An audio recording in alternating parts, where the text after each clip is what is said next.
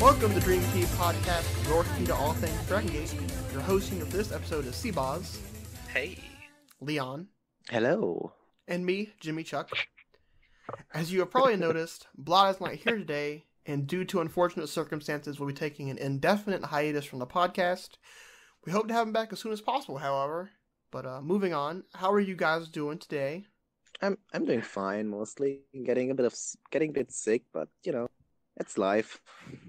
I'm doing good. Like, spring is finally sprung. All the units are getting fucking ridiculous again in Dragon Gate. Like, it's a good time. Yagi's gonna fuck some shit. Yagi's causing chaos, so it's a great time to watch. Well, with the introduction gate done, let's open the review gate.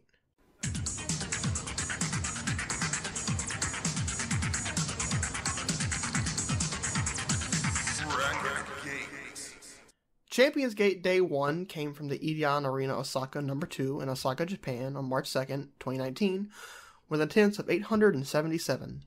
The Open the Brave Gate Championship match saw Dragon Kid successfully defend his title against K-Ness after catching him with the Bible.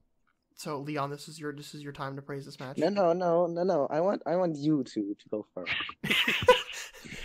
Well, I had my doubts going into it, because, K-Ness has been slowly winding up with, Mondai Ryu matches, and then, multi-mans where he'll hit, an Enziguri and then get the pin. So, seeing him sort of being given this platform and seeing what he would happen made me a little nervous, but I thought he did great. I thought the match was fun. I thought I believed for the first time in my life that KNS could actually win a match. Jesus, that's harsh. For the first time in my life, I was like, go, KNS, you can do this. You look a little old, you're a little gray in the beard, but I believe in you. So yeah, it was nice to see him get to go. Yeah, it exceeded my expectations. It was good. It's nothing I would like to see again, though. So, I love this match. I adored this match. This match was so good. Do you feel like KNS should be in a unit? Should be in more sort of the regular Dragon Gate scene? No, he's too old for that. He's too broken down. Okay. The thing why I love this, I always love matches more when I'm invested. I was rooting for Kness the whole time, which obviously boosts my opinion on this match. But we got to see some of Kness' old stuff, like the Judah submission we used to counter the Christo, the D3, the Hikari Noir. He got this old stuff in, and it's just good to see after you said, boss. Right now it's all Enziguri. I'm not gonna lie though, I liked the build for the match where it was Dragon Kid went to shake his hand, he hit him with a darkness ball. He's no, you don't understand. I'm not here to be your friend. I'm here to whoop your ass. I want this belt. Yeah, the Darkness Buster is the best move in wrestling, by the way. The best. I'm sad he didn't hit that in the match, huh? Maybe they're keeping him fresh. They want to keep him dangerous, so they protected the Darkness Buster. I mean, I don't think so, because in the last year's Brave Gate tournament, where Dragon Kid and Kness had a match in the first round, Darkness Dragon, Kness hit the Darkness Buster in 5 minutes, and and DK kicked out. So it's okay. It's a new year. Everything's been cleansed from what happened. But yeah, I like this match. Kness tried his best to avoid Kid's flying moves, and he got caught with the Bible. And that's just the Bible has been built as a pretty consistent finisher. I'm telling you, Ace is gonna eat a Bible off the top of the cage. When I started, he used the Ultra Hurricane Rana as his main finish, but that's getting phased out for. I think I prefer that, to the Ultra Hurricane Rana, because I don't know. I think it looks nicer. It's more dynamic. You can hit it from crazy places. Sure, but Maria already has it. That's the issue. Yeah, I think Maria needs a new finisher anyway. Maria needs a new finish? Yeah, I'm not a big fan of the. How about the Love Rana? The Love. Yeah, that. We give no context. Kid praised Kness and thanked him very much for the match. They shook hands. Kid was planning on making many more Brave Gate defenses. His celebration was interrupted by Susumu. Kid told him that if he was out here to invite him to join Natural Vibes, the answer was no. Susumu apologized for the timing, but he was here to challenge him to a title match. He's been wrestling for 20 years. He's been Dream Gate, Twin Gate, and Triangle Gate champion. He's never held the Brave Gate. He has a sweet tooth. He gets careless and suddenly gains a lot of weight. Valentine's Day is over, though. His birthday has passed, and there were no reasons for cake now. He was going to stay off the sweets to keep his weight down and finally take the Brave Gate. He asked Kid to accept the challenge. Kid saw no reason to decline him. The match was set for March 21st at Memorial Gate in Wakayama. I like that Susumu went to Twitter and was like, I want to hit the Kobe World lineup. It's a shame we won't. Oh. It's a shame we won't get to see that match.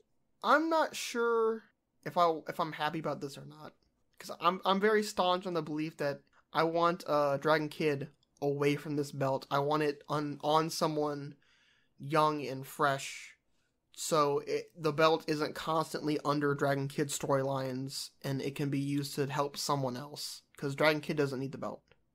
Yeah, that's the big problem with his reign. Like, He's the always Atos doing stuff is more something else. important. Yeah. The Doi stuff is right now more important. The belt is just like the second fiddle to Dragon Kid. In the Open the Triangle Gate Championship match, Yasushi Kanda, Takashi Yoshida, and Kazuma Sakamoto defended their championships for the first time against Masato Yoshino, Naruki Doi, and Kaito Ishida when Yoshida blew mist in Yoshino's face, followed by a roll-up pin. Did you like this? Did you like heels doing heel things? Oh, yeah. I love this finish. I loved this finish. Like Yoshida always fell victim to the speed star, like this flash pin from Yoshino. And now the table is reversed. Now it's Yoshida who gets the flash pin victory over Yoshino. I always like him love blowing that. mist. Yeah, that's cool as shit, man. What do I gotta do to get him back to Kong? Cause No. please, No. Don't take my guy away from me, okay? Championship Carnival. He shows up as Kong and not No. Yoshida. I would blame you, C-Boss. 5 stars. I'm watching every I would match. blame you. No. I would hate that. Can we talk about the match now? Sure. Yeah, what stuck out to you? Was it Kaito Ishida being the star of every single match that he's in? I mean, that's like a given, but I noticed that Yoshino and Yoshida had some issues. Bean? Like they had like a bit of they had a sequence where they didn't really. Yeah, the whole Champions Gate weekend was a little fast and loose with their I saw a couple of sort of hitches in a lot of these sequences that we usually. Yeah, that's kind of odd to see, but the match itself, I thought it was fun. Yeah, I like this Cosma. match. We need to talk about Cosma, man. At first, Cosmo's had everyone a was great couple weeks, actually. Yeah, everyone Okay. was so disappointed when he joined. And now I think all of us say he's so fun to watch. I'm gonna stop you right there. I was not disappointed when he joined because I didn't know who he was, and I just assumed that he was someone from Dragon Gate Past, and I was excited and happy.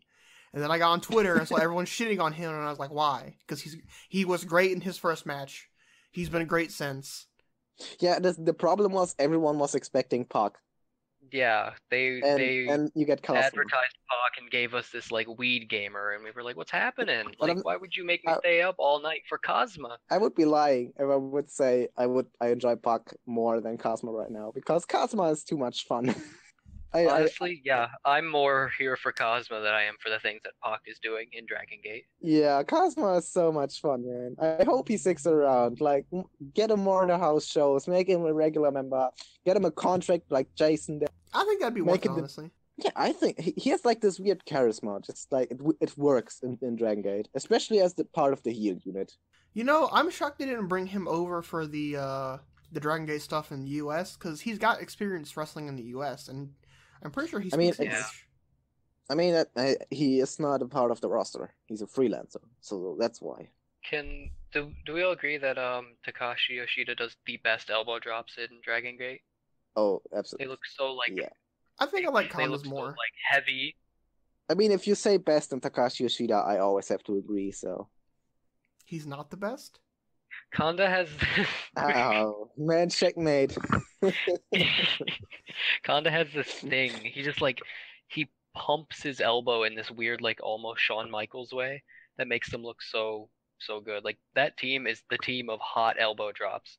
That's one of my favorite series of moves that Red does is when the dude gets slammed, Kanda hits his elbow, Yoshida hits his elbow, and then Big R does his big splash. Yeah, that's their other way prime around. trio move. Real Hazard used to do that with the dude gets slammed. Araken would hit a diving headbutt, Kanda would hit the diving elbow, and then Cyrio would hit a diving splash, which is also it's like such a cool idea. With the sort of wacky finish, and then how this affected the rest of Champions Gate, do you feel like this makes them confident in a red triangle team? Because I remember when they won, I thought, oh, this is going to be a zero defense reign. Oh yeah, I It's going to thought be that something too. to hold over for the next people. Do you like that they're getting a little bit more of a substantial title run? I love that. I dig this team way too hard. Yeah. I don't know. That's just such a fun team, man. Like, they are the team that beat the longest reigning, like the gold standard team, so it makes sense that they get a little bit more time. And I'm happy with it. I'm enjoying it. Yoshido followed interference from the outside with Mist and a small package to win.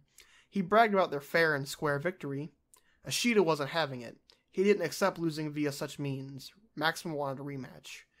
Yoshida told him that title matches don't come so easily. He lost. Go home and cry about it. His punk ass should be happy the great Takashi Yoshida was giving him a singles match tomorrow. Mm-hmm. That gives Yoshida an idea. He proposed adding a stipulation where if he wins, Maximum gets a rematch. Yoshida agreed.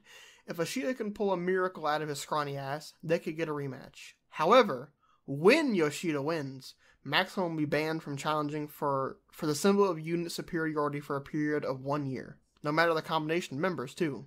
So, what if Ishida lost, and then Maximum just disbands and becomes Maximum 2? Would the stipulation still be in fact? Wow. Checkmate atheism. I don't think they can meme on red like. Maybe they just become blue. Do you like that they called the Triangle Gate the symbol of unit superiority? No, it's always that. It's Triangle always known as that. No, the Triangle Gate is the second most important title in Dragon Gate. It's a good thing to just remind people that, like, hey, it's not just like the undercard multi-man title. Like, people love the Triangle Gate. Mm-hmm. That's why it main events so often. Like, if the Dream Gate isn't available, especially at Hurricanes. If your Dream Gate champion is, a Brit who never shows up, like your yeah, then at the title match usually it's like the Triangle Gate match, or like at Champions Gate. You see it right here, the Triangle Gate main event. So it's an important title. If I could have Dragon Gate belt replicas, if they ever decide to sell them, which would be great. The first one I want is probably the Twin Gate, but after that I want the Triangle Gate. Yeah, the Twin Gate is gorgeous. I think if I would rank the belts by design, I would choose Twin Gate first, then Dream, then Triangle, and then Brave. Other notable things from the show: Dragon Dia team was Masaki Mochizuki and Coach Minoru in a losing effort against KZ, Susumu, and Brother Yashi. How did you like Dia's interactions in the dojo? It was cute. I liked how Mochi was like I think it was KZ and Genki in the corner, and Mochi was like explaining them how to do it. Yeah, like now you run, and now you run to Kota and Dia. So what do you think? Cute. What do you think of Dia being more associated with Mochizuki Dojo now? I mean, Dia should probably get away from Dragon Kid ASAP. Yeah, his absentee father. How much more away can you get? Dragon Kid has nothing to do with him anymore. Like, after the debut, he has yet to do anything with him. He's not in his corner ever. I'd like to see an invitation to Mochi Dojo in the next couple of, months. I don't know. Maybe? I don't know if he fits in Dojo. I think he would overshadow Hyo and Minora, who needed more. Like, do they want to set the precedent that all new people will take a step through Mochi Dojo, or most of them at least? I wouldn't like that. Okay, you don't want it to be like a rotating cast of people Mochi sees and don't trains. Like that. Because right now you have every rookie in there. It's like, I don't know, it just feels off if Dia would join.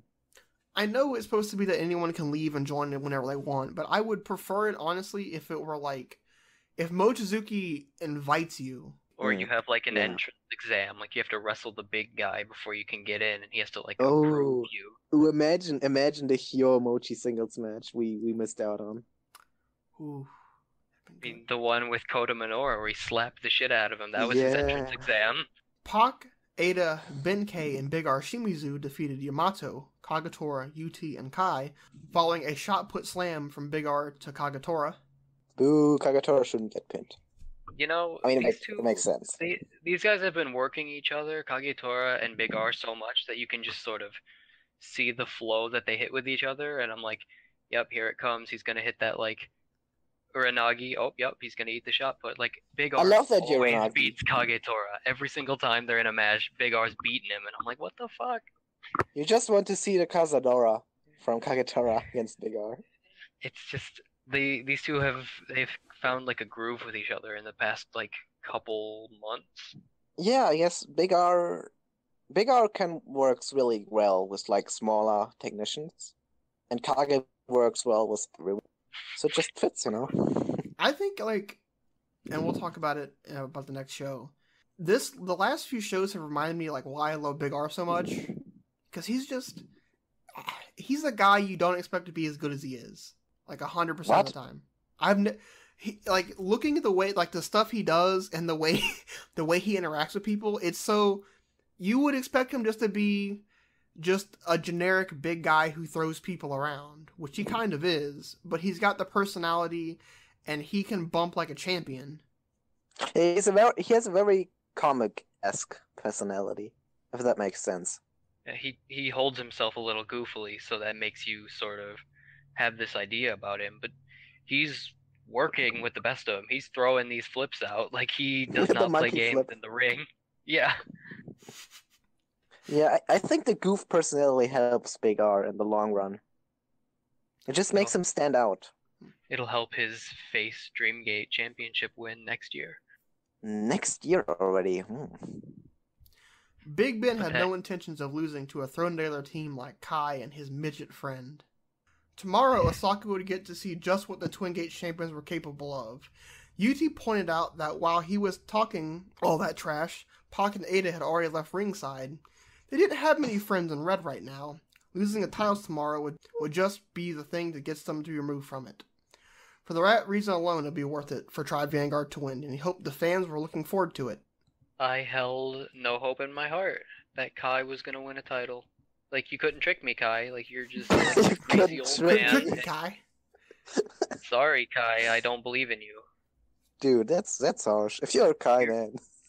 Like, you may have stapled yourself to the coolest unit with the best wrestlers, but you are not going to trick me into believing you're going to win a title. Calling Tribe the coolest unit is... Yeah, I didn't want to say something, but... that's a bit You guys have something to say about Tribe Vanguard? It has the coolest wrestlers. No, wait, it doesn't. That's what I'm saying. It has the best. It has Kagetora, which obviously is a giant plus. Yeah, I wouldn't say Tribe is the best unit. It's probably the worst right now. It's probably the closest to death. Yeah. That's okay. Being close to death does not make it bad. It just means it ran its course. The thing is, it's ran its course for like a year. It ran its course after 2 months of existence. I was gonna say I was formulating a defense in my brain for Tribe Vanguard, but it's a fight not worth fighting. I'm gonna lose this one. Yeah, I have seen all of Tribe. Okay, I've seen the bad days when Kagetora wasn't. Yeah, if I go to defend Tribe Vanguard, then they're gonna hit me with the like 435-day Yamato reign, and I don't know if I have. That reign wasn't actually that reign. That reign wasn't actually that bad. That was a decent reign. I'm not gonna lie to you. We need another one, a longer one, a 600-day Yamato reign. Yes, please. Like this Yamato, I would take gladly a 600-day reign. Day 2 of Champions Gate also came from the Edion Arena, Osaka No. 2 in Osaka, Japan, this time on March 3rd, 2019, with an attendance of 1,133. In the opening Twin Gate Championship match, Big R Shimizu and Ben K bested UT and Kai for their first successful defense, with Big R putting down UT with the shot put slam. Big R was the MVP of that match. He just ruled. They might have put UT away with the shot put at the end, but that was was following 5 minutes of him just getting annihilated. They did the shot put spear again. Yeah, they beat the shit out of UT in this match. The best UT spot in the match, there's two. One, there's like a solid minute where Big R and Ben just tag in and out, and they each just scoop slam UT and tag out. And scoop slam UT and tag out. It was wonderful. And the other one was they did a pop-ups, the pop-up spear, Yeah, that was brutal, man. and Yuji just got Ben hit Jesus. him before he hit the ground. It was Yeah, that was beautiful. nasty. But I love it when Big R pulls down the straps, man. That's the best visual in Dragon Gate. Yeah, like the joy in this match was the UT Big Ben interaction, but I think, Kai pulled his weight as much as I was down on him like 5 minutes ago. I think he at least contributed enough to me to like enjoy the match with his inclusion. You know what I'm saying? I think like if you were going to put him against 3 people in Dragon Gate, like if you had to pick 3 opponents for him, that would be absolutely perfect. It's Yoshida, Big R, and Benkei, and 2 of those 3 were in this match. So yeah, he needs I would boys to play off of. I would be curious how Kai would go against on Fujii. I don't think Just because Fujii is a big boy. We might be having that sooner rather than later. How so? When Super Mario Waku Waku Fujii Odyssey is Waku formed. Waku Waku Fujii Odyssey. I would be interested to see that. But yeah, the Kai was clearly overshadowed by Big Ben and UT here. Did you have any hope in your heart that Tribe could have won this match going into it? no. Hope? Yeah, any hope? No. I was Okay. rooting for Big Ben the whole time. The thing is, like, Big Ben did all the cool shit in this match. Like, They always do. I'm not It's sure. Big Ben. They always do cool shit. I know. That's the whole stick. I think it was UT again, because UT always has to die. Big R went for the shot put slam. He faked him out, dropped him, and stepped aside so Ben could hit the mountain breaker on him. Yeah. Like, that was beautiful. There was a really good counter, UT countering the shot put slam into the Bianyave. Do you think this match kind of helps the sting of placing like 9th in a rookie league? Yeah, From it does. It really does. I think him beating Yoshida was the first step in, like, repairing him. Redemption. Yeah, and I feel like, now we're about to talk about it. This, like, are all the rookies just gonna beat Yoshida to make up for losing? I hope not. I hope not. I would be sad. Yoshida, he operates on such a weird like place in the card where he is like Yoshida's the gatekeeper. yeah, he's a Dreamgate challenger. He's always kept serious, but then he will take these losses to the undercard guys. But it's always through roll-ups. Yeah, it's through fuckery. Yeah, he does keep his legitimacy. Shimizu told UT he was a million years away from being a credible Twin Gate challenger. This should also prove once and for all that they are essential to Red.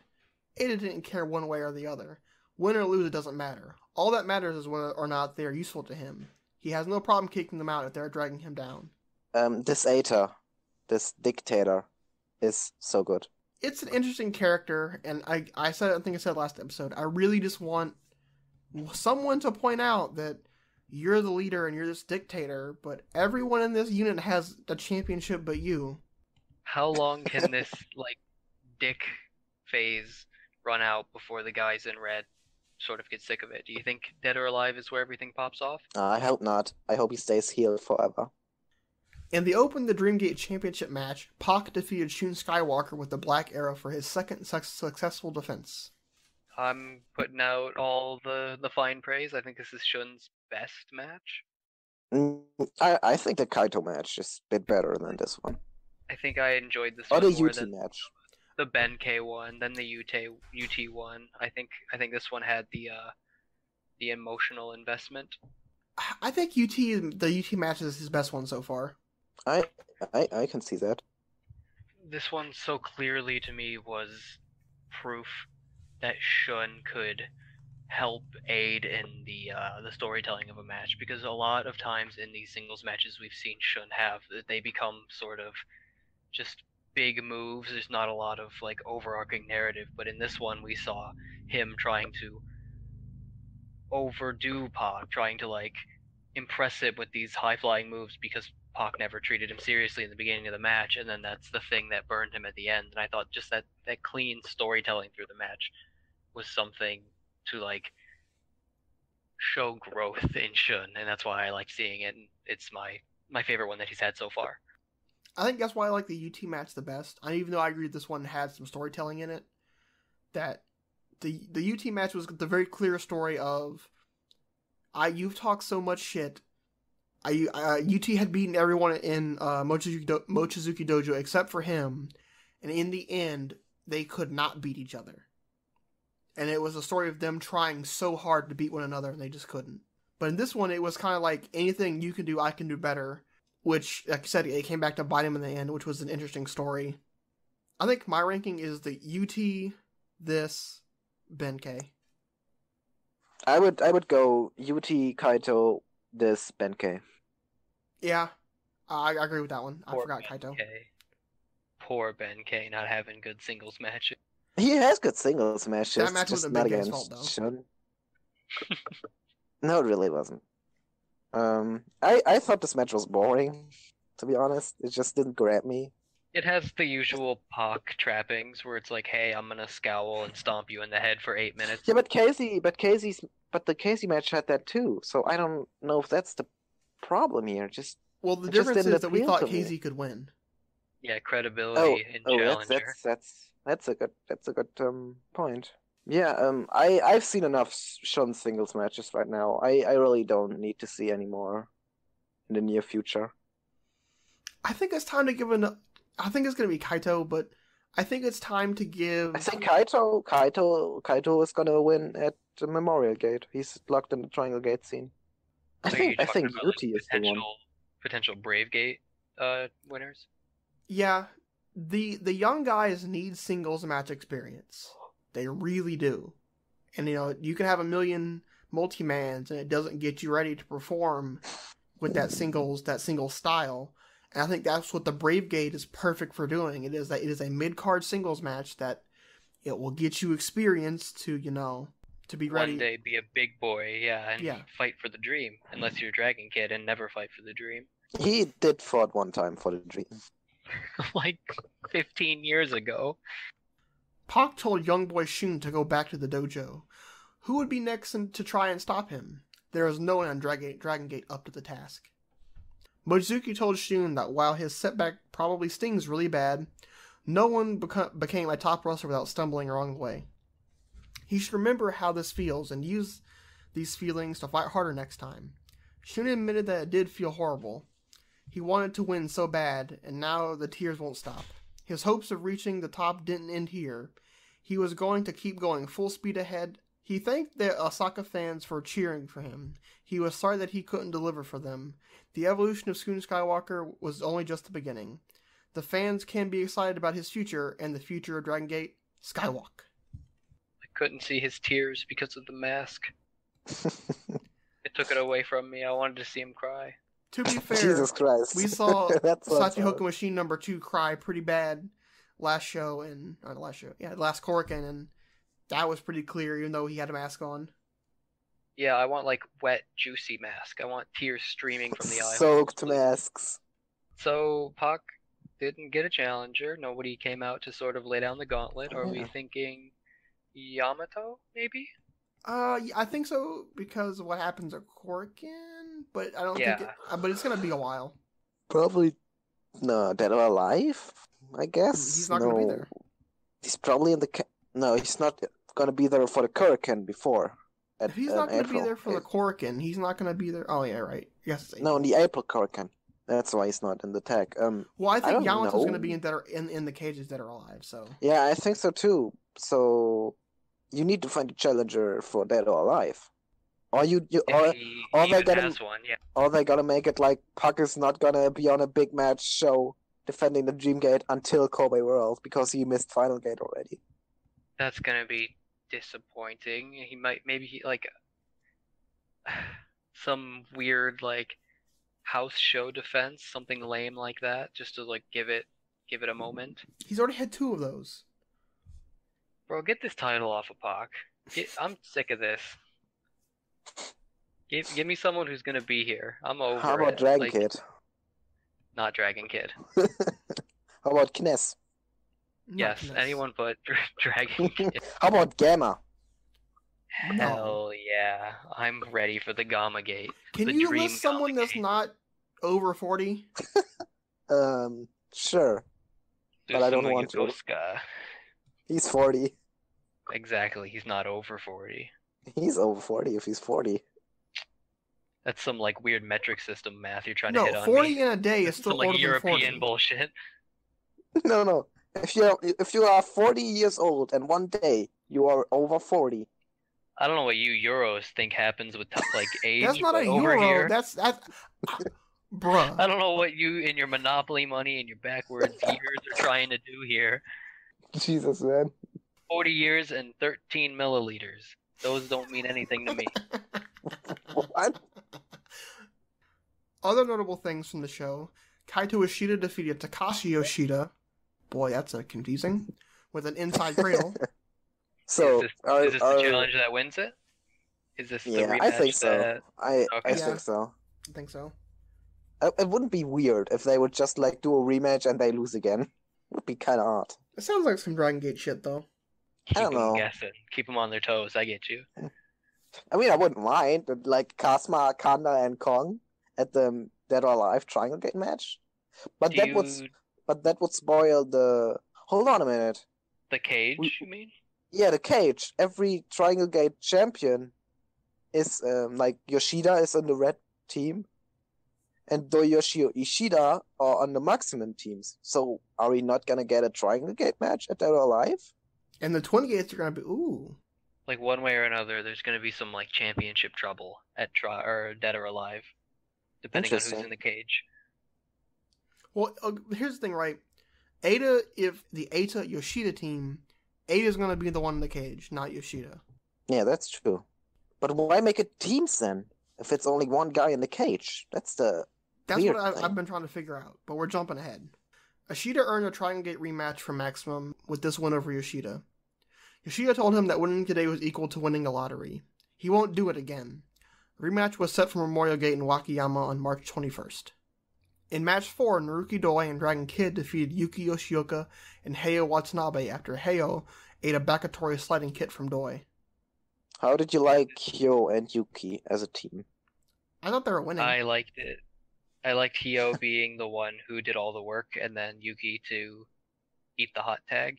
Like, Hio really got some good time in there with Doi and DK to sort of show off. That's a trend, though. He's like really getting in there in tag matches in the last couple of shows. They give him the meat of the match, you know. Mm-hmm. Kid was celebrating the back-to-back Maximum wins, but Doi already gone backstage. He stayed positive, however. Ishida got the job done today and earned another Triangle Gate shot. He had a match with Susumu in Wakayama, but was confident in his chances. Maximum was fine, and it's time for them to start collecting titles. Really, Maximum is fine. Sounds like some Bullet Club shit. Don't say that name here. This is a bullshit-free zone, okay? Ooh. Match 5 saw KZ, Susumu Yokosuka, and Genki Horiguchi defeat Eita, Yasushi Kanda, and Kazuma Sakamoto, with KZ catching Kanda in the Sky-Ed Schoolboy. That was a weird Sky-Ed, though. Like, did Kanda really kick out at 2? There was some tightness with the refs, like clap and the kick out. Yeah, it was some Hogan stuff. Like he wanted to stay strong on the skate, brother. Kanda is Hogan. Kanda isn't going down for this baby move. He's gonna stay strong, brother. All I can imagine is Hulk Hogan John wooing Andre the Giant. Jeez, that would make the match actually watchable. He rips off his shirt for a Tribe Vanguard t-shirt. Like Kagetora did at the cage match. Yeah. I feel like I'm tired of seeing Vibes versus Red just multi-mans everywhere, just for no reason. It's nice to see Eita and KZ smack each other up, but they just kind of slap these two teams together now a lot, and there's not really much going on between them. They do that with every tag match, though. But I feel like you need to fill the card some way. I feel like the Red and the Vibe ones, though, are the most egregious. I'm just they just happen now. Eita insisted Kanda kick out at 2. There would be payback on the 4-way at Korakuen. Eita would make sure Natural Vibes were the first team out, KZ reminded them that Mochizuki Dojo and Tribe Vanguard were going to be in there too, and if Red doesn't get their act together, they won't be in the match long.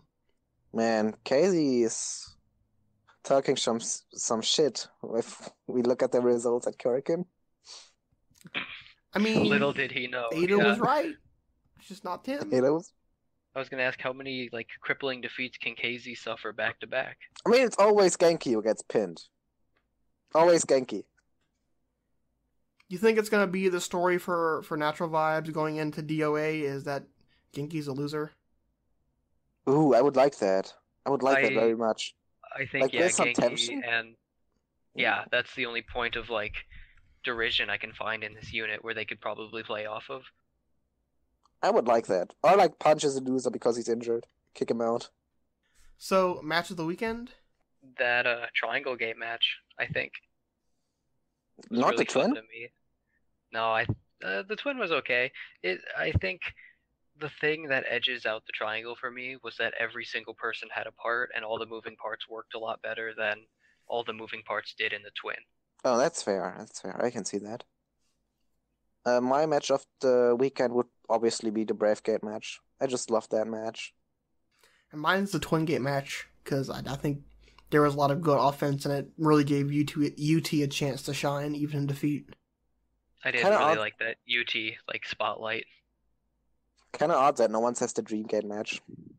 You know, Pucks. He had a good match against KZ, man. He's in the main event, and he does his thing. You know, I'm over him just slightly. Really? Already? It's like 2 months or so. Like 3 months. You're already over him? I didn't like Ricochet's Dream Gate run. Like I just want Ricochet had Homeboys a to good win the title. Ricochet had a good Dream Gate run. He had a great match against Yoshino, good match against Uha, and a delicious match against Yamato. Delicious. It was so good. I think we all got so hyped up for KZ winning at Hakata. That's true. Yeah, that- I'm sort of I like busted my nut too quick, and now I'm sort of not. I'm a little tired. Yeah, and also we pretty much had moved on from the mindset of, oh my god, we're gonna get Pac versus KZ at Kobe.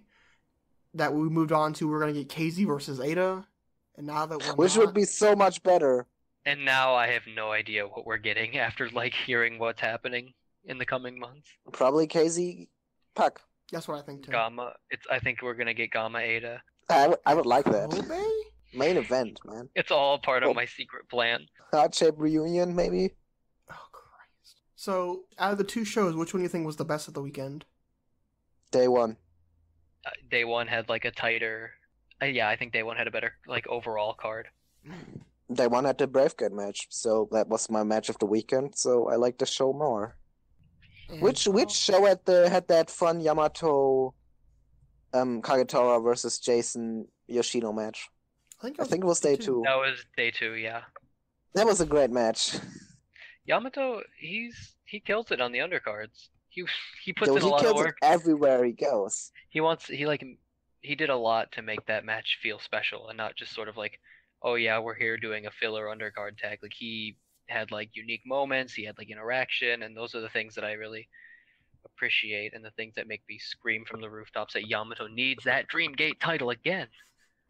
So who do you think was the MVP of the weekend? Kness. Kaito Kness Ishida. or Yoshida.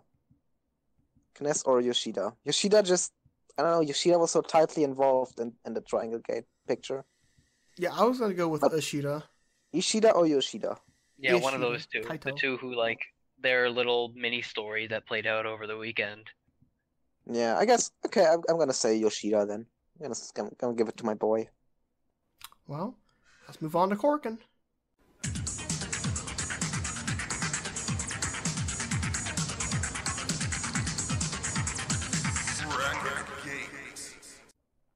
On March 7th, 2019, Glorious Gate came to us from the historic Corkin Hall in Tokyo, Japan, with attendance of 1,699. The opening match was Masato Yoshino, Jason Lee, and Kaito Ishida defeating Mandaryu, Dragon Dia, and Hiroshi Yamato after Kaito hit Dia with his Tiger Suplex. After Yamato came out, what looked like a cloud on a loincloth. I loved it. It looks so good. I think it was a jacket, just like tied over his Yeah, belly, I guess. it looked like a white fur crotch jacket, jacket? with like Christmas lights in it. Yeah, Yoshino Yes. humbling himself, taking an opening match. So, did y'all know what Kaito's gear said? No, what did it say? Braver or It something said like that. braver. That's the shit I do want to hear. Just saying. I think Kaito needs a second finish. I mean, he's got the 1 second and he's got the tiger. No, like the 1 second is his flash pin, like a second finish to the tiger suplex. Is it to sort of keep the tiger fresh, or for what reason do you think? Yeah, kinda. I mean, the tiger is so overused in Dragon Gate. Doi used it, Arakin used it, Lindemann used it. I don't know. I feel like he should get something that's more unique to him. So what you're saying is he started using the German suplex, because that's not overused at all. He should steal the Shinsaikyo high kick from Mochizuki, Ooh. like inherit it from him, if he wants to be the true kick boy. Yeah, he probably should like add a kick as a finish. He could ask Kness for an enziguri. Like a shining wizard to the back of the head. Ooh, oh, nice. He's gonna steal Kagetora's best move. So Hiroshi Yamato hit a pretty neat cross-arm suplex I liked. Yeah, he was like focused on doing cross-arm stuff, like the cross-arm chop, and I don't know. He does it every match though, like the cross-arm spots. Yeah, but I've never seen him hit that suplex before though. No, me neither. Mondai Ryu didn't do shit in that match. Is that a negative? That's the theme of this show. The Korakuen show is all, hey, there were a lot of people in this match, and not a lot of people did work. we're gonna get to that. Not a lot of people earn their paycheck. Match 2 was Masaki Mochizuki and Kness submitting Hollywood Stalker Ichikawa and Sachi Hokaboy, following Mochi reversing a figure 4 leg lock on Stalker. The GOAT team of Stalker and Sachi. So Stalker is so thin and weightless that when he went to low bridge Mochi, when he went to do that kick to the outside he does, the rope didn't bend at all. It didn't move. I was like, oh my god. How did you like Mochizuki in that match? Like the big dojo leader, just wasting away in a comedy match. No, he plays well. He does good in those types of situations because of that like straight man, like no nonsense character he usually portrays. It was really fun. Honestly, yeah, that match was really good. Kness and Shachi really made the match for me. When everyone did the raise your voice Miss V spot at the beginning. Mm-hmm. Yeah, Or- they competed. Or Kness playing 4D chess, making Shachi reverse to figure 4 for him. Yeah, Kness is awesome. Our third match was Don Fujii, Gama, and Super Shiza beating Big R Shimizu, Benkei, and Takashi Yoshida when Yoshida was caught in a Gato clutch by Fujii. Hell yeah, boys. Team Why- veterans returns. Why did they bring out Chocoball Mukai? Wait, so that was the FMW Chocobo Kai, right? Yes. Okay, I was making sure I wasn't going insane, because I know there's like a Chaku Ball Kai, which is different. No, that's the Chocoball Kobe, which is a Toryumon guy who came in with Mochizuki and Taru. Oh, okay. And this is the FMW guy, which is like, why do they bring him? He has no relation to Dragon Gate whatsoever. He's gonna be in the unit. The secret is Don Fuji's not only starting in a veterans unit, You know, starting in Starting- porn. a wrestlers union. He's gonna Listen. start the union. If Don Fuji started doing porn, You would watch Go, go on. it? would you watch it? Just for curiosity's sake. I would watch it. Is he gonna do the spot where he takes all the chops to the chest? But instead of getting chopped by hands, he gets chopped by dicks. I knew you were Exactly. gonna say that. I didn't have to say it. I just wanted your imagination to take it. Am I so predictable? I knew it. That was like an underhand pitch. I just needed you to hit it. Thank you. No problem. No problem. Do Do you like team veterans? Do you think it's going to be something worth seeing in the current state where everyone's all focused on these So, guys? Is there time on the card for these old guys again? so I don't want to see another veteran gun. I want to see another Waku Waku Fuji land, which needs to become Waku Waku Fuji World. That's what I want to see. Fuck another veteran gun. We had 3 of those. We don't need another. Well, the weather is getting warmer in Japan, which means the cherry blossoms will begin to bloom soon. Along with the blooming of the cherry blossoms, Don Fujii wants to bring a big change to the Dragon Gate pecking order. Next month, on April 10th in Tokyo, he will bring in a new group. Gamma added another hint. They will be new to Dragon Gate, but are a unit with history. The unit should consider themselves warned. So they've been sort of dancing along this Saito, Gamma, Fuji unit for months now. Is this the iteration that you thought it would take? Is this the form you thought and hoped all your life that this would become? At their alive last year, it was Kness, Saito, and Fuji. I think Gamma is a good fit for them. You think Kness is going to be in it? Because there's supposed to be 5 members. I think Saito is gonna be in there for sure. So it's going to be Fuji, Gamma, Saito, Shisa. Shiza, and Strong Kness. J. That sounds like a fun unit. I guess. Do you have no love for the old men? If they're Gonna do get them Triangle Gate and Dream Gate and Brave Gate Yeah, and they need Twin those Gate. Triangle Gate challenges. So if they're gonna do the Waku Waku Fujiland gimmick, what are they gonna come out with a new animal in their head, or are they gonna continue with the horses? Dude, no one knows that they were horses aside from like 5 people. Waku Waku Fujiland's an old dead tribe. People don't talk about that gang anymore, unfortunately. Yeah, but they used to wear horse hats to the ring when they entered the arena. Exactly, but I want to know if they're gonna continue wearing horse heads or not. That's what I want to know. That's my big burning question. What if like it's a swerve and Fuji isn't the leader and it's actually like Saito gang or like Gamma gang? Gamma gang. Or they It's all like put on Gucci masks. Gang, but Gamma Gang. Fuck me. She's the gang. It's actually they're all gonna put on tiger masks. Oh, pretty funny. Bring back Tiger's mask. Tiger's mask was dope, okay? The Dragon Gate Anniversary Commemoration Special Match Volume 3, Ryo Saito vs. Takuya Sugiura, ended in disqualification after Sugiura assaulted the official. This match sucked. This match was good. This was a boring match. I hated it. Fuck Sugiura. Go back to Zero Run, you cunt. I'm going to disagree. I thought this match was really fun. No, it wasn't. I've just recently became a 0-1 guy, so now I gotta stand up for my boy Sugawara. His hair looks bad. His hair does look bad, I'll give you that one.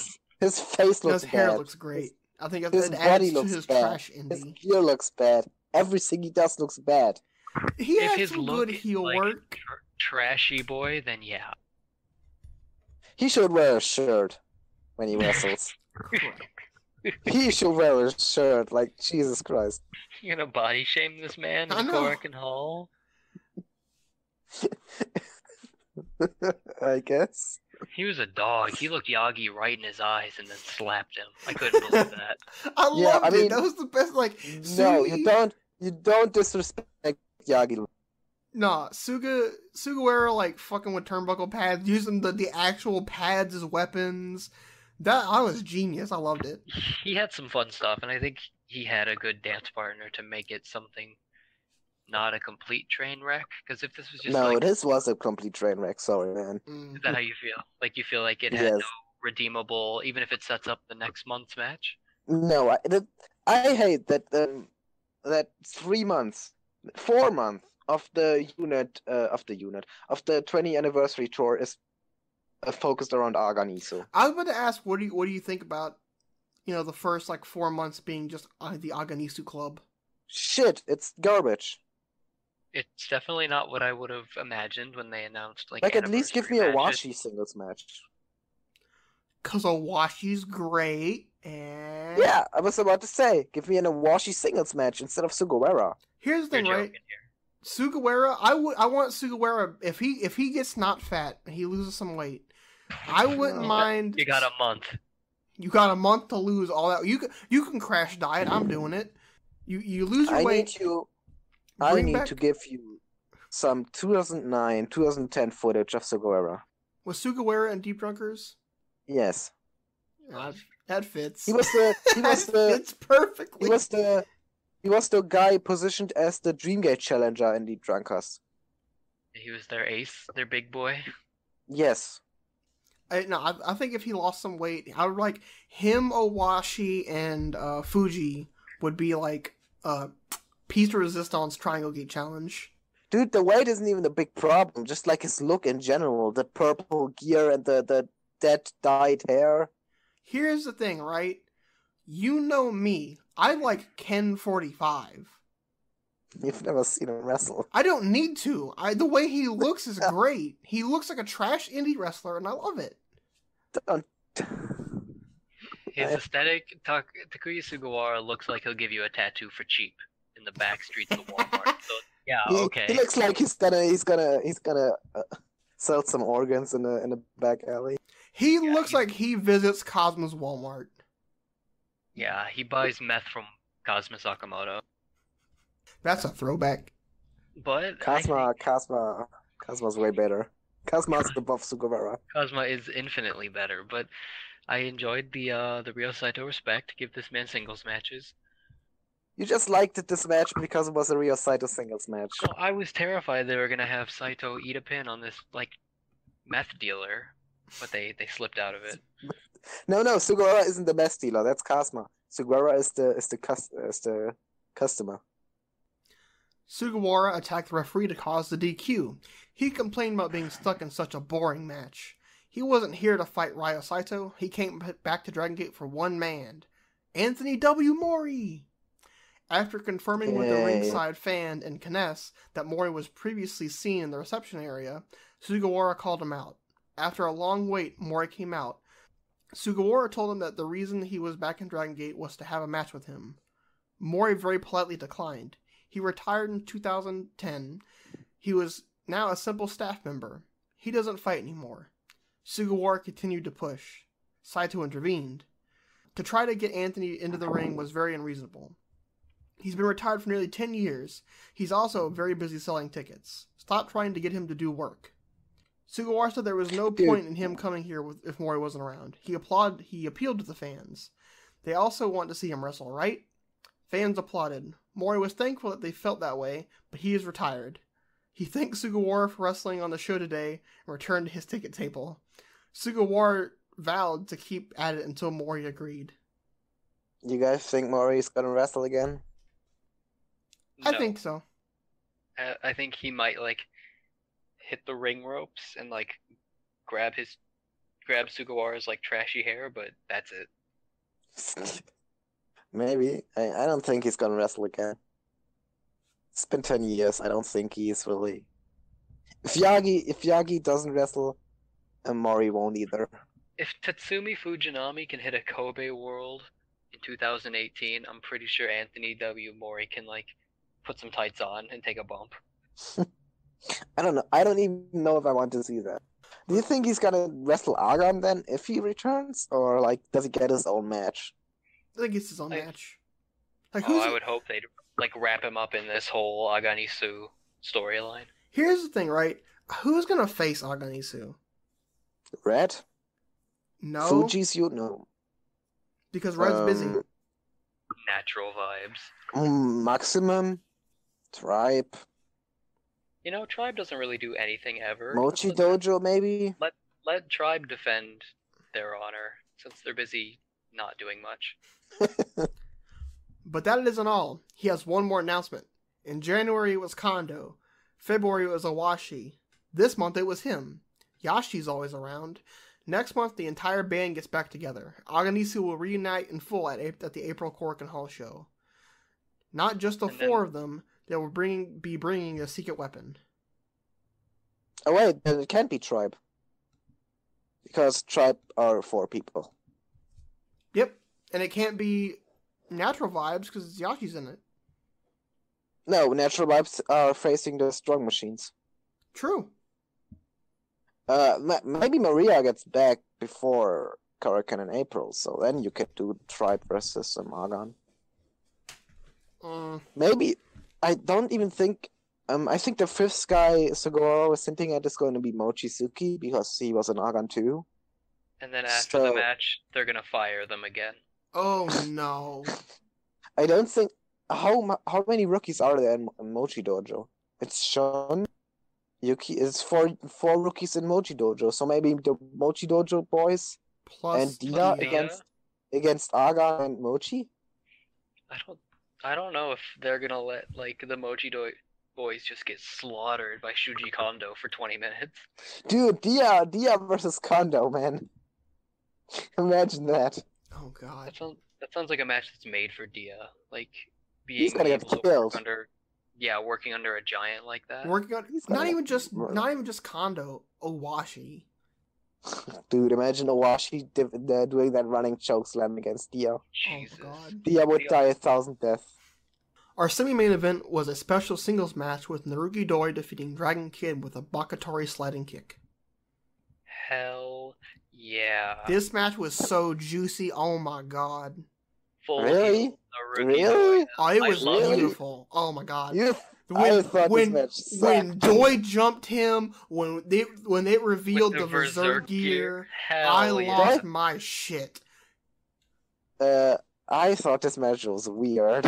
It was great. That's why it was good, because it was so off what we expected. It was Doi. It was exactly as I asked last episode. It was Doi whooping this old man's ass. Doi is an old man too. No, but Dragon Kid's older, so fuck him. Doi's muscular, all caps. It's okay. All caps. I don't know. I thought this match was weird. Like Doi just leaving after he kicked DK in the balls and in the face. He proved his point. Yeah, did you not like the point here? The point was he can beat DK anytime he wants, and if it were up to him, he could kick him out. Oh, that's fair. Yeah, he told DK to like shut up and watch his mouth around Naruki Doi. I like the Berserk gear. I really did. I thought he was gonna pull out some crazy shit. I thought he was gonna like muscular bomb him. I thought he was gonna like get the barbed wire tables, like do some crazy berserk shit. That's not they did that in one match. I thought he was gonna Skype his boy Shingo Takagi mid-match. That's pretty good. Or like, well, he wore the berserk gear, right? And after he did the Bakatari sliding kick, I swore to Christ they were gonna play Wolfish Soldier, and I got so excited to hear it again. Finally, in the main event 4-way 8-man tag team match, Yamato, Kagatora, UT, and Kai outlasted the teams of KZ, Susumu Yokosuka, Genki Horiguchi, and Brother Gashi, Pac, Eita, Yasushi Kanda, and Kazuma Sakamoto, and Shun Skywalker, Yuki Yoshioka, Heio Watanabe, and Coach Minoura. The eliminations in order were Skywalker eliminating Horiguchi with the Ashla, Pac eliminating Watanabe with a Liger Bomb, and Yamato eliminating Kanda with a Galleria. This match was 26 minutes. It was shorter than I expected. It was way shorter than I expected. I expected like double the length. Like this match was the idea was good on paper. It just was not good executed. I just don't think it was worth it. It was not worth taking out all these talents off the card. Yeah. For one match. Considering guys like Kagetora and Yashi did like 2 moves each. And that's not even like overreacting. Yashi did this diving headbutt. That's all he did. And he did half of like the triple PP squeeze move, but Hio Watanabe was too smart for it. Yeah, that's true. But that's all I did. And Kagetora did the Shining Wizard. That's all he did. Like, if you see the other 2 kind of big Ultimans we've had this season, the one in November? Over the fall. Yeah, the one in November, and then the Final Gate match. This definitely was like the most lacking out of the three, don't you think? I think this was even the shortest, was it? I think it it was was shorter also than the the one at shortest. Filegate. Yeah, that's what. Name me one spot Kai did in this match. He flexed. He. No, that wasn't him. Never mind. Yeah, it's like so This many match- people got overshadowed. This match was all like Cosma, which was fantastic. It was all Kota Minoura, which was good to see. Hyo got a good spot in. Yeah, it was great for the Mochi kids. Yuki didn't do much. Yeah, neither did Shun though. Like, Yuki doesn't really do that much. Something I noticed. Natural Vibes also didn't do much. Casey had like an interaction with Park. That I like. That was probably the highlight of the match.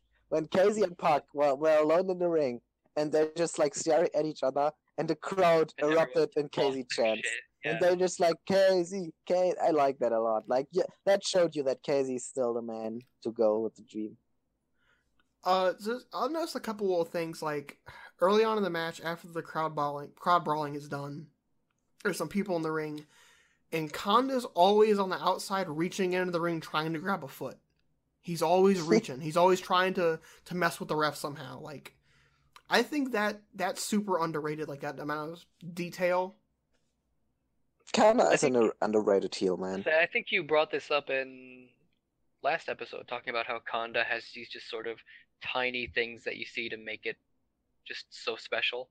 Well, he's the GOAT at like distracting the ref, and that's because he was a ref.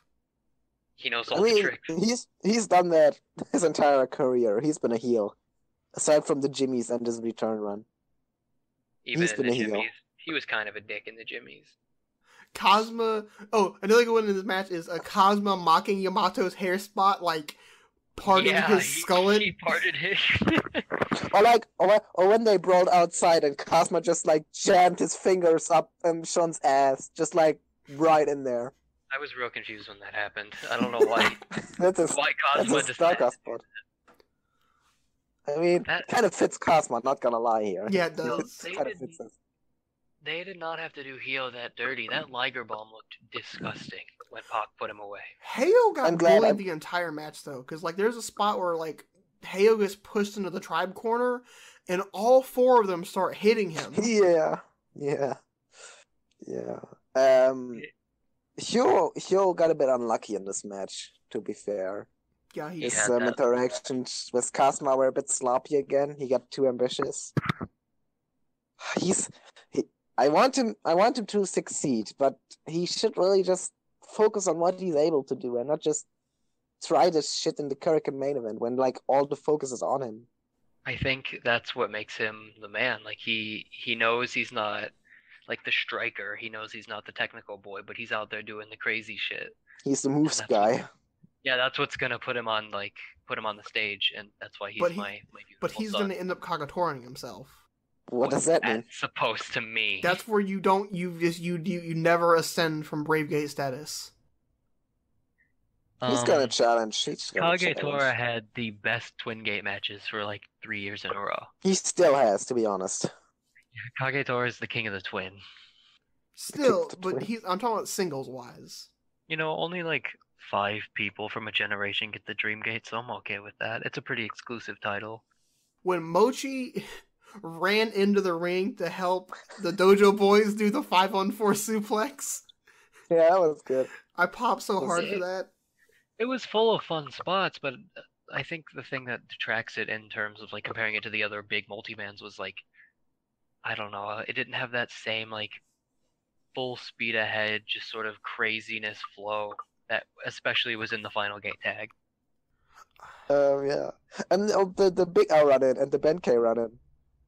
They were interesting at the end. Like, I knew the moment Big R got in the ring, they were fucked. They were fucked. You knew some kind of like spot going awry was gonna happen. I mean, are you over how it so consistently happens? Like every single match they have, this happens now. I like what they did last month, where it was, I'm not sure it was last month, where Ada cost Big Ben the match. And Ada still was like, it's your fault. Yeah, I feel like they should have done more back and forth with that, where it's like Ada cost them a match, they cost him a match, and that's where the tension builds. It's just not Ada fucks up once and Ben K and Big R fuck up a million times. Yeah, but Ada is the man. That's fine, but it would have built the story a little better, in my opinion. But now we have, Tribe Vanguard submitting like undefeatable proof that they are the best unit. They beat everybody, everyone in the entire world. No. They don't have the triangle gate. You know, the symbol for unit superiority. But they won the big match. They pinned the Triangle Gate champion. They damn it. You're right. Looked handsome while doing it. Tribe Vanguard is the best unit. That Galaria at the end against Kanda, that was a great Galaria. Oh, my bad. I was going to ask if you think this is enough for Yamato to start sort of eyeballing the Dream Gate. I think if there's going to be a defense before Kobe, it'll be him. Yeah, I don't think really it is enough because he didn't pin Puck. Maybe he can make a Triangle Gate challenge. Okay. If a maximum defense. He needs to pin Puck, I guess. No, I don't think anyone's going to pin Puck until KZ does. I guess, but how are you gonna? Oh, well, Shun didn't beat Pin Puck, so I guess maybe it's enough. Ben K accidentally speared Kanda, setting up the win for Yamato. Ada flew into a rage at Big Ben. It was time to kick these two out of red for good. They are useless, so it's time to take out the trash. Shimizu got on his hands and knees pleading. He was sorry. They will prove how useful they can be next time. Just forgive them today. Yamato tried to goad Eita into doing it. Eita started to berate the other units. Natural vibes. They got eliminated by the most trash team in the match. All they had was their stupid dance. Dojo Mochizuki, they weren't on the main event level. They had no business even being in the ring with him. Even their name was stupid. Who came up with it? Their so-called master? Mochizuki told him he was talking a lot of trash for a loser. He should focus on the real problem. Shimizu, hey. Bad Mochizuki. That's your friend. Doi hit the ring. Maximum felt left out of all this fun. Ada was waiting for him to come out, however. That was nice red-colored ring gear he had on. Ooh. Ada understood. Doi was always working behind the scenes to shock people. He went to pass him a red shirt, but Dragon Kid interrupted. Why was he wearing that? He doesn't even look right in red. That match wasn't how Maximum's Naruki Doi fights. Is he planning on betraying them? Doi told both of them they were way off base. He was just joining the 20th anniversary fun. That's all. When they were going to hand him that shirt, I was so ready for it. I was so happy. You thought it was happening? Because he reaches for it like he's going to take it, and then Dragon Kid knocks it away. I wonder if Dragon Kid didn't intervene. Like, Kiri just takes it and just like, yeah, I'm joining red, fuck you guys. I'm red now. No more Triangle Gate challenge. Like, that's not happening. GM Yagi sees the opportunity at this point. If Maximum and Red couldn't stop their infighting, he would make it easy for them by providing a platform to settle things. A place where unit trust, betrayal, anger, and sadness, and joy were all laid out for everyone to see.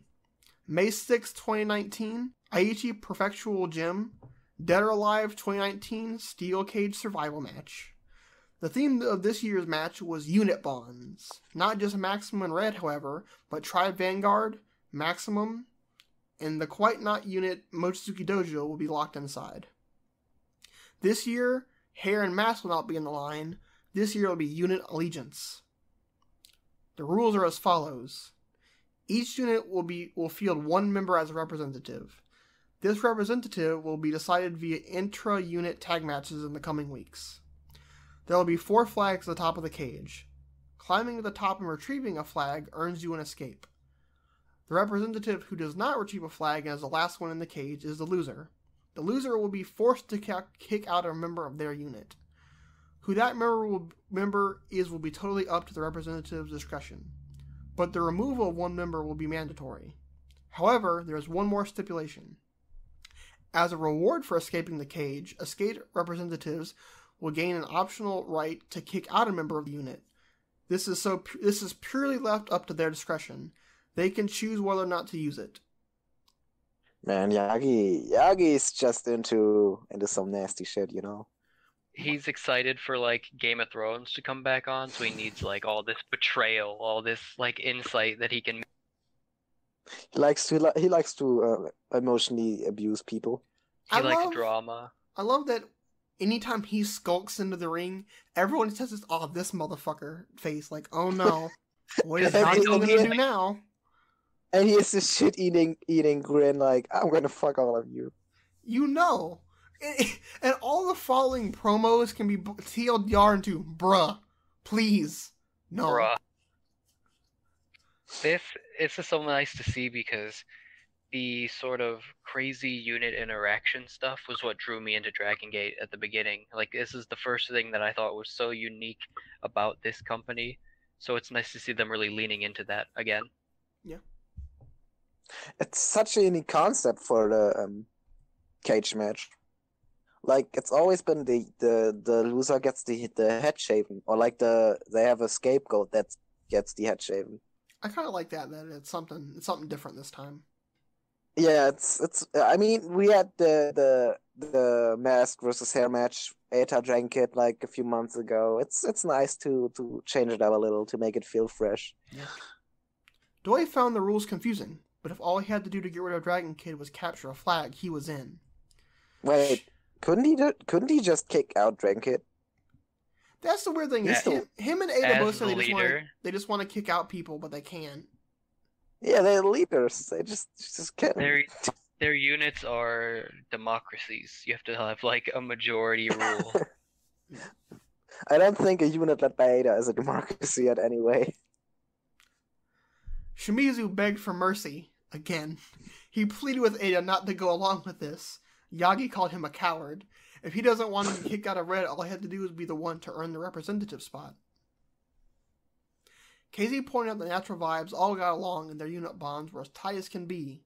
Why do they have to be a part of this? Yagi wondered if he was speaking for the entire unit when he says they have no problems. If they assured themselves that they can prove it by escaping the cage intact. Yamato got in his hands and knees, along with the rest of the unit. Tribe Vanguard was already missing Hulk and Maria due to injuries, and Flamita was still in Mexico. They are just lost little lambs. Show them mercy. Yagi told him in no uncertain terms that if this is what Tribe Vanguard has become, they should just disband now. Yagi's merciless. Yagi, don't do this. This is like my second favorite part of this whole show, is the entirety of Tribe coming into the ring and getting on their hands and knees. They're like, Yagi, please, we're already beaten and bruised. And Yamato's face as he is begging, and when Yagi's like, listen, if you're this much of a pussy, just disband now. He's like, yeah, you got a point, never mind. Yagi's the goat. Mochizuki pointed out that Dojo Mochizuki wasn't a unit at all. Membership was come and go as you please, so there wasn't any meaning behind this. Yagi was unforgiving and made a special rule for this situation. If they were to lose, the banished member will never be able to return. Yeah, joke's on you. Shun Skywalker's gonna grab a flag and then just say, I'm leaving Mochizuki Dojo. What if they kick out Mochizuki? No, the Swarmers are gonna kick out Mochi. Yeah. Shun's gonna become the teacher now? The Skywalker Dojo? Okay, so, wait, can you read the special rule for Mochi Dojo again? If they were to lose, the banished member will never be allowed to return. So the other banished members from the units just can, like, get into the unit again? Or, like, if I don't know, Maximum loses Jason, they can just, like, Jason can just come back, or... I know, I guess, like, in their... Like, that was the whole point, is, like, he was specifically saying, hey, anyone that gets kicked out, you have to leave. Yeah, they were just trying to, like, dance around that Mochizuki Dojo's not a real unit, but we want to treat it like a unit type thing. Which they already do, to be honest. it's a unit. Like they don't need to talk about that rule anymore. Just sort of forget about it. Yagi wanted to get down to business and decide the first set of representatives. Maximum and Red will decide their reps on April 10th here in Tokyo. It was up to them to decide the teams. As leader, it was only natural that Ada would be in. As for his partner, while he wants to pick Pac will not be in Tokyo on April 10th. His next choice is Takashi Yoshida. Their opponents will be Big R Shimizu and Benkei. There was nowhere for them to run or hide. This will be his chance to get rid of them once and for all. Here's the thing, he says get rid of them, but he only can kick out one of them. Maybe he's hoping the other one will be like no. friend. They can kick out multiple. I thought it was only one member. I don't know. The language kind of suggests it's like one person, but maybe if you get the flag and you're like, you know what? Everyone's gone. This is my unit, everyone else out. I could even see Eita winning the flag and going, I'm leaving Red. Fuck this. Oh, it would be so sad. I kick myself out. I don't want Eita to be gone. Doi selected Dragon Kid to be his partner. He expected Yoshino to agree with his decision, but Yoshino was uncharacteristically upset. Why didn't he pick him as his partner? He's been betrayed by Doi 2 times before. He isn't going to just let him do it a third time like an idiot.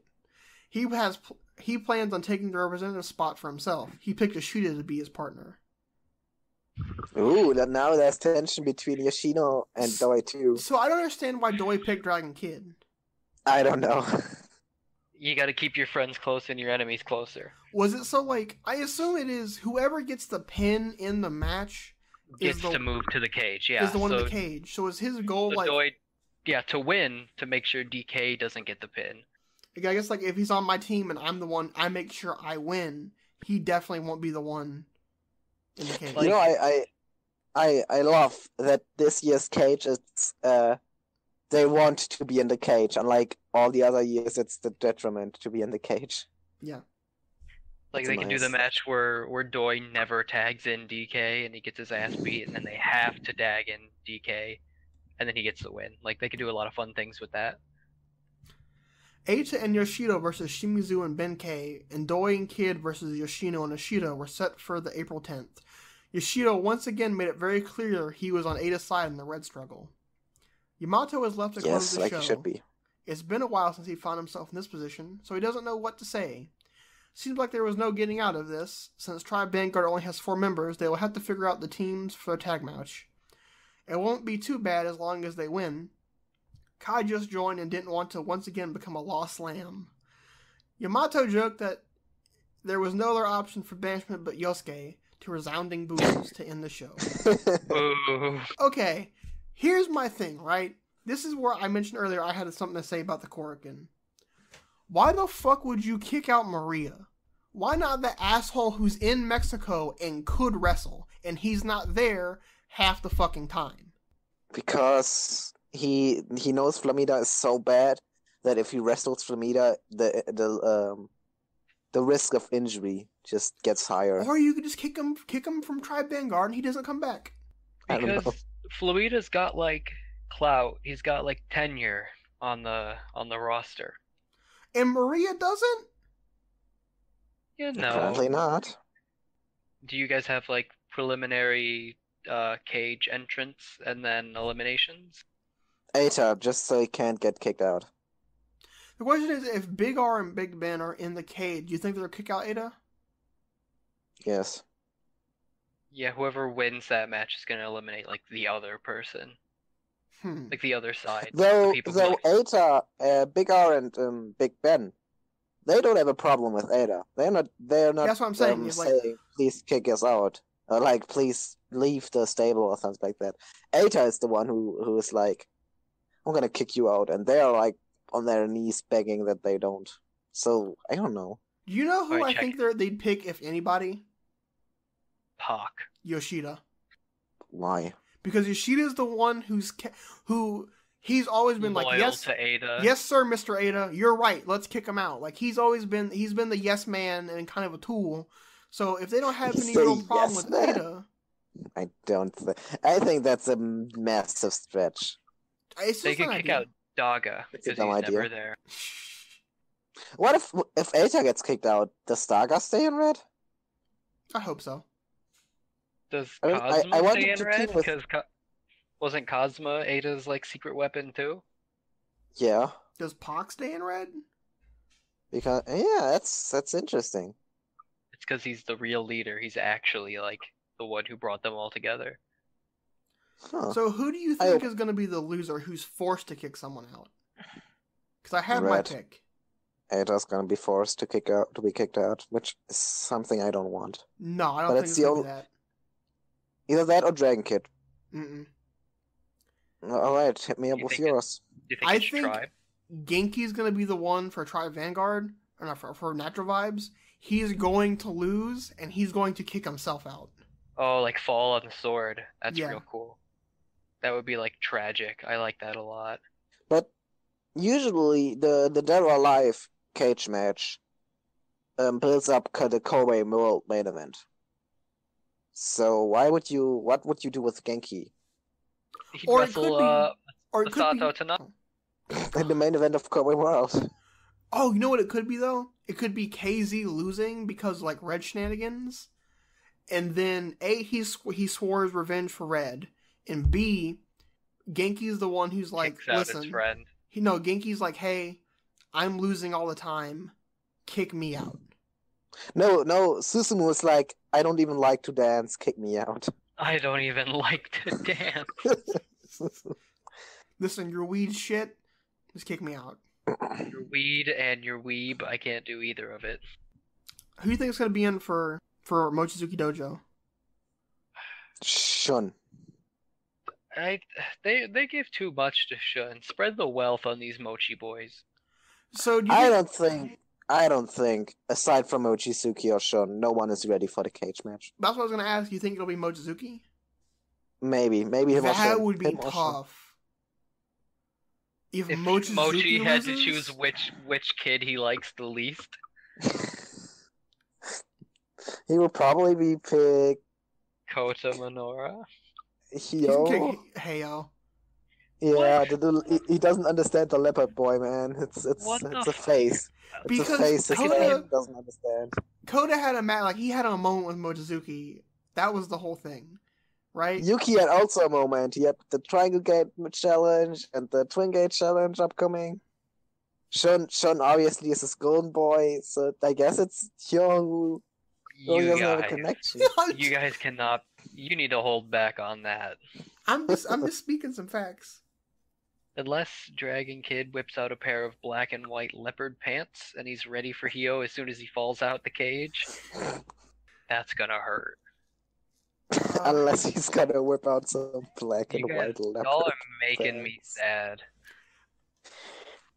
So the question is, if Yoshino's in it, does he kick out Dragon Kid? He's gonna kick out Jason. No, he's I gonna think kick out. I don't know. I There's think like Dai is a lock. some nice like don't have. If you don't want to, you don't have to, right? So I'm problem. talking about like if they lose, like we're not even going to get into the debates of, well, this person could kick this person out for X reason. I think it's a waste of them to make Red kick someone out, like make them, because regardless of whether they're going to kick someone out in the end, no matter what. because they want to, yeah. Yeah, because they want to. So it'd be more interesting if they forced someone else to do it. That's what I was thinking. It would be like good for drama if Tribe had to kick someone up because they really don't want to. So, what about Fuji's unit? They're not going to be in the invited match to the club. They're not invited to play. But why? because they won't be. They weren't formed and weren't a part of everyone being tools. So? There's still a unit at the cage match. So I was guess- wondering about that. I was like, well, if Well, isn't it usually 6 people in the match? Yeah, it usually is 6 people. Well, that'd make 6 units.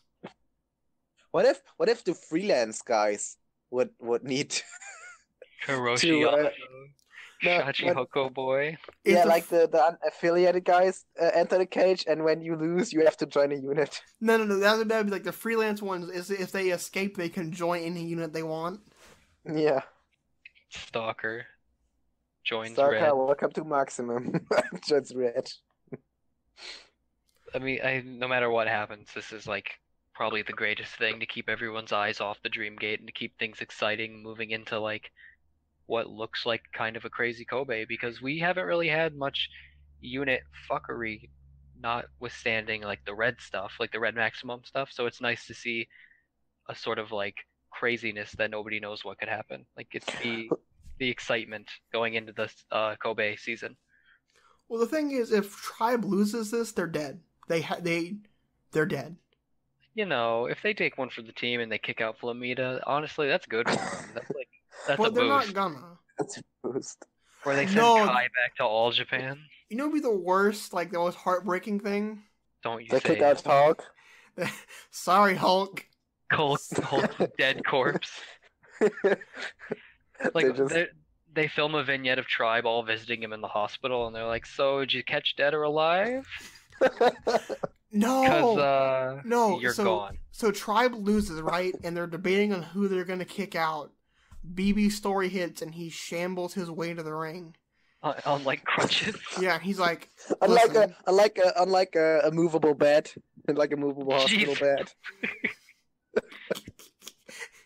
he's like, listen, guys, Just kick paint me him in out." like white makeup to make him look like a corpse.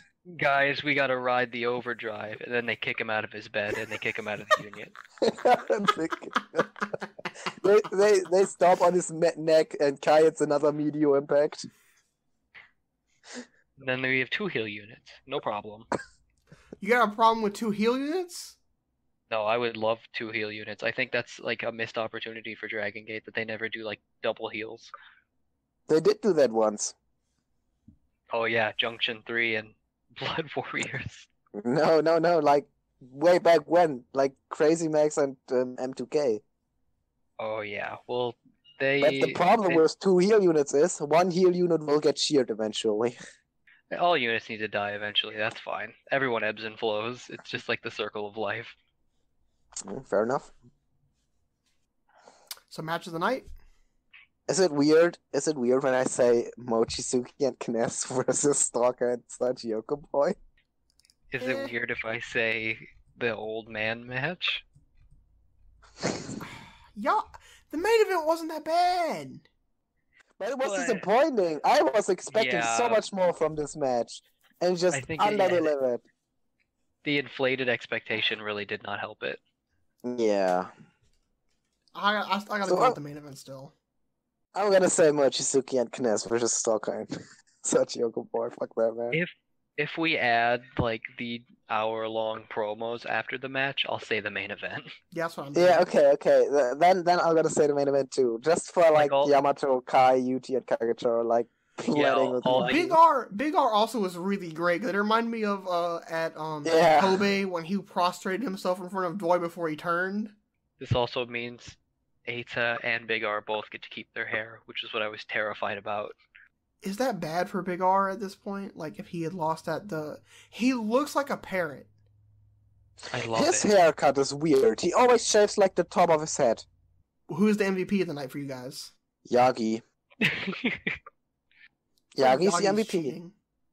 Hio No, fuck you. Watanabe. I'm gonna go Yagi. I'm gonna go with Big R Big. Oh. because I like his begging. Yagi or Kazma, just for the Sean spot where he just shoves his fingers up his ass. Is that what it takes to get a match or a wrestler of the night out of you? Let me tell you, you'd really like Tommaso Ciampa on the Indies. Stop. I'm gonna vomit. His only You're move really was gonna a thumb love in the Don ass. Fuji's porn run. What would Don Fuji's porn name be? Don Fuji. Dong Fuji. Oh,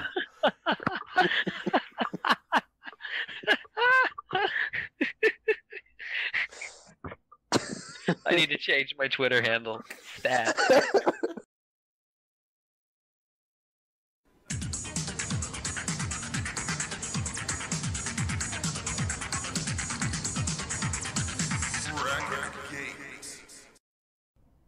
So opening the discussion gate, the first bit of news we have this week, I think is interesting to talk about, is Pac was on the cover of Weekly Pro Wrestling Magazine, which is the largest wrestling magazine in the country of Japan, with the cover headline being, "We'd rather be unique than just be thought of as number 2."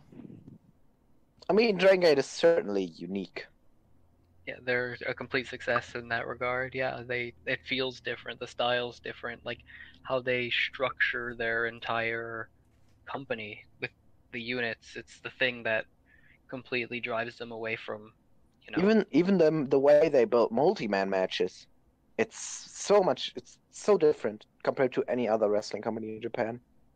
So yeah, if that's what they want, they're doing it. It brings you back to like what Noah's going through right now, where they're like, we don't want to be number 2, we want to be number 1, or we're not aiming for number 2. And I think that's gonna. They will never do that. You know, they should be aiming for like 5th at this point. But yeah, but I feel like they should have this mentality more than.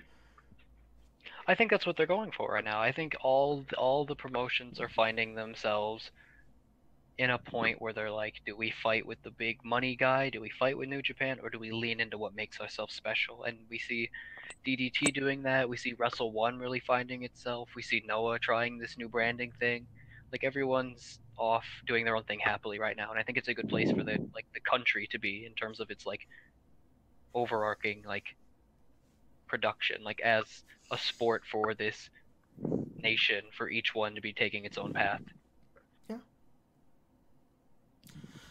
The son of Super Strong Machine J, will make his debut as a Dragon Gate wrestler on April 10th in Tokyo, and he will be teaming with Strong Machine F and Strong Machine G, and they will be facing Susumu, KZ, and Genki.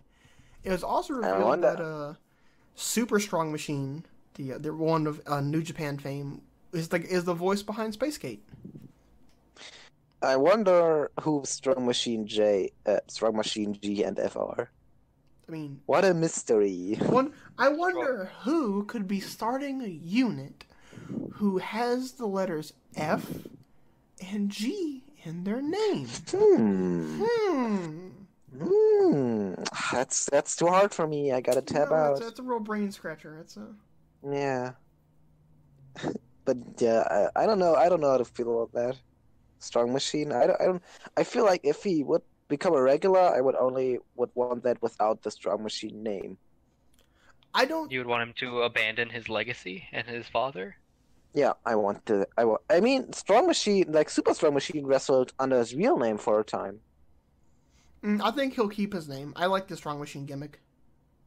No, I think the mask is unappealing. I don't like the Strong Machine mask. Yeah, but you gotta remember, this is Japan. Aesthetically?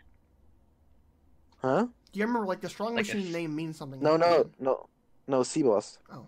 You don't like the mask, aesthetically, like the way it looks? Yeah, I don't like it aesthetically.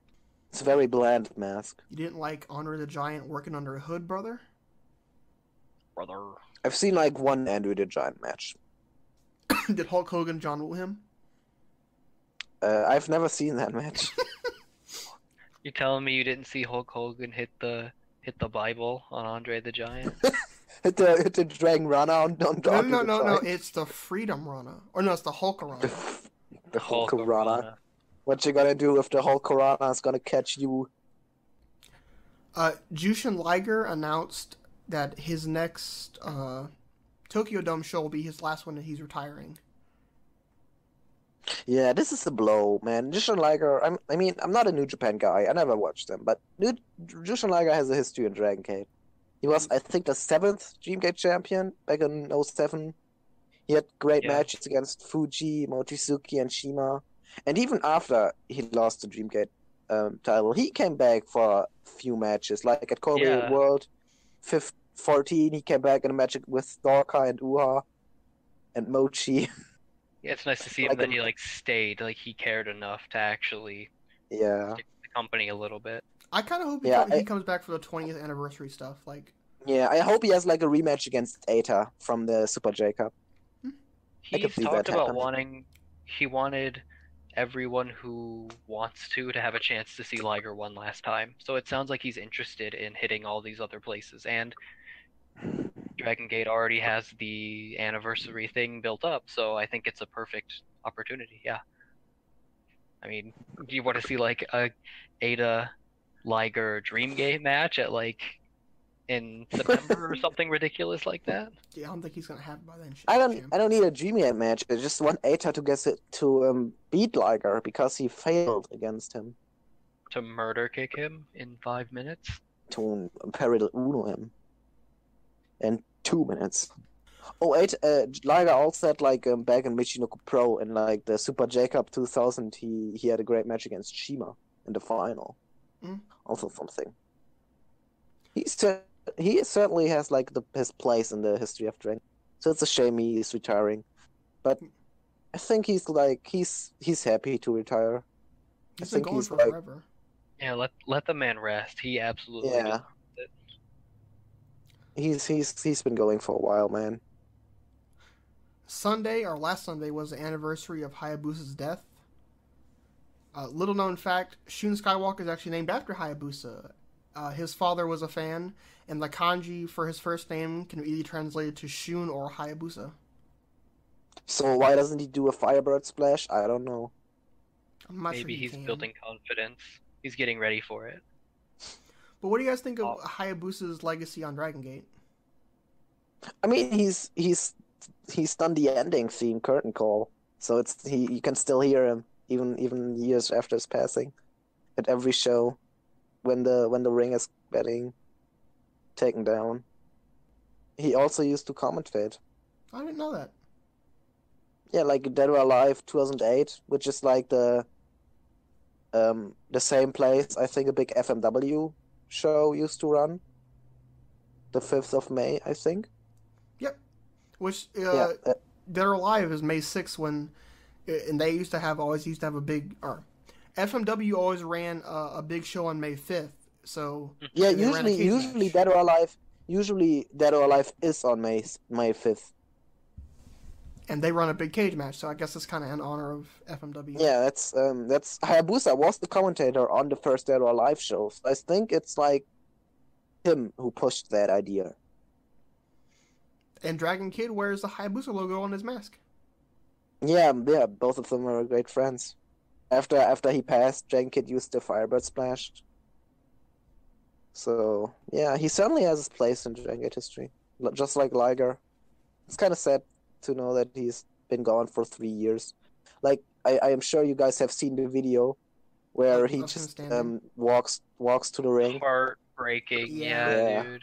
And you see Dragon Kid right there with him, so it's and Dragon it's Kid such a heartbreaking video. Bawling, he is not taking it well.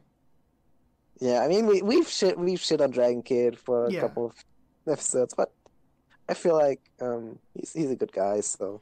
Yeah, I know I should on Dragon Kid pretty hard, and it's because I really don't. I think his character is kind of annoying at this point. But Dragon Kid, the person, true. I'm sure he's great, and even as a wrestler, I think he's great. He's just not in a good position right now. Yeah, it's just that he's dragging the Brave Gate down. Yeah. To do him overshadowing it with the stories, but we've talked about that, so no reason to repeat that. Yeah. So Maria should be back soon. Yeah, where in the world is Santa Maria? Yeah, it was talk about that she should be back at like February. Are we holding back on a big cage match return? You think? I don't think so. You would delay that 3 months. But the thing is, are they dying without Maria? That's kind of the thing. It's like Tribe Yamato said they're little lambs without them. Even with Maria there, I don't think that would have changed. Do you think they're prepping Maria for like a gimmick change? Do you think? Please no. No, Maria. I would like that because I really love the Shon Watanabe stuff. She did before becoming Maria, but after losing the Shenlong mask. But the Maria character is very popular, so I don't think they will change that. Okay, you think this is a career permanent move? Which is Which is a shame because it has a ceiling, a But very low ceiling. But the thing is, I don't think the ceiling for Shun Watanabe was any higher. Shun Watanabe. Or sorry, thinking about. I don't want to talk about Shun's Skywalker shoot name. Sorry, I don't think the Watanabe. The non-Maria. Non Maria. I think I don't know. I think he would not have become this over without the Maria character. Yeah. Like, I think his ceiling was Bravegate. I think that's Maria's ceiling. Yeah, Maria that's has true. great Bravegate matches all the time. Every time they put Maria in those big singles, there's a step up from the I love usual it. I love it when she's playing when she's decided to stop with the comedy and go serious mode. Mhm. I love that. That's my favorite part of her. Yeah, I've kind of grown attached to Maria. I miss her a lot. I miss her and Punch a lot more than I thought I would. I don't miss the comedy of her. The comedy is very tiresome. But yeah, Punch and Maria are good filler characters. You know, they have fun little characters in the show to just lighten the mood up a little. Yeah, Ryo Saito's been taking all that burden on himself. But he's doing a great job, C-Boss.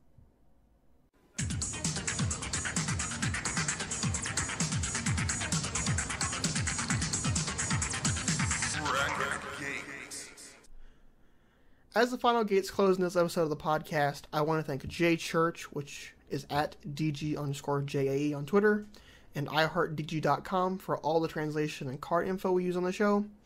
He also runs the official Dragon Gate Twitter at DragonGateEN as well. Without his work, this show would be almost impossible, and I think the Dragon Gate fandom, especially the English Dragon Gate fandom, would be much, much smaller, so please be nice to him, send him a nice message, or say something nice about him. The lovely people over at r/DragonGatePW subreddit have been super supportive of the show, so go check them out if you're on Reddit. If you're interested in keeping up with Dragon Gate, the Dragon Gate Network is the way to go. It's $13.49 US a month, and you can watch tons of content, including lots of live streams, current events. They have unique content such as, wrestlers explaining why their moves are so devastating and stuff like that. Also, I'd like to thank my amazing unit mates, Seaboz and Leon. That's You're welcome. The Tweedledee and the Tweedledum to our our podcast manager, our guy with the schedule and the efficiency, and we're just here like, what if his name was Dong? What if Dragon Dia is like a massive penis? To be fair, Massive Dick Dia was me. That was my bad. If you have any questions you want to ask, feel free to tweet us or message us on Twitter. We're at DreamKeyPod. That's where you'll get episode announcements and things of that nature. If you're listening and enjoyed the show, please like and subscribe, share with your friends, comment any questions you might have there as well. You can follow me on Twitter at ChuckN0RRIS55. And follow him. if you want any more insight into the Dong Fujii narrative, you can follow me at CBOZ_1020. Dude, I made that up. Stop stealing my mojo. You can follow me at EarthLeon, EARTH, the number 2 LEON. And last but not least, we want to thank you for joining us in this adventure to Dragon Gate. See you next episode.